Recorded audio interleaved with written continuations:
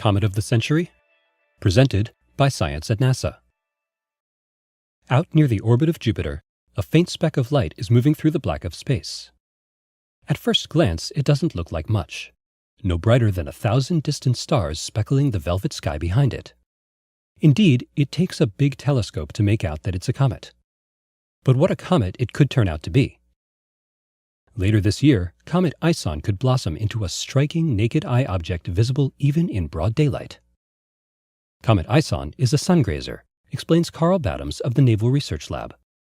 The orbit of the comet will bring it very close to the Sun, which we know can be a spectacular thing. Russian astronomers Vitaly Nevsky and Artyom Novichenok found the comet in September 2012. It bears the name of their night sky survey program, the International Scientific Optical Network, or ISON. As 2013 unfolds, the comet is still very far away, near the orbit of Jupiter. That's why it looks like a speck.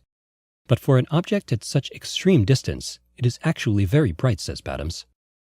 The comet's glow suggests that it is spewing gas and dust from a fairly large nucleus, in the 1 to 10 kilometer range, estimates Matthew Knight of the Lowell Observatory. On November 28, 2013, this dirty snowball will fly through the Sun's atmosphere little more than 1,000,000 kilometers from the stellar surface. If the comet survives, a big if, it could emerge glowing as brightly as the Moon, briefly visible near the Sun in broad daylight. The comet's dusty tail stretching into the night sky could create a worldwide sensation. Some reporters have started calling ISON the Comet of the Century, but Don Yeomans of NASA's Near-Earth Object Program thinks that's premature. I'm old enough to remember the last comet of the century, he says. In 1973, a distant comet named Kohoutek looked like it would put on a great show, much like ISON. The actual apparition was such a letdown that Johnny Carson made jokes about it on The Tonight Show. It fizzled, said Yeomans. Comets are notoriously unpredictable. Comet ISON has the potential to live up to the hype, but it also has the potential to do nothing, agrees Badams. One hazard is the Sun. Solar radiation can affect a comet's trajectory, and gravitational effects have been known to destroy comets. A recent example is Comet Elenin, which broke apart and dissipated in 2011 as it approached the Sun. Elenin, however, was a much smaller comet. A better comparison, perhaps, is Comet Lovejoy, which flew through the Sun's atmosphere in 2011.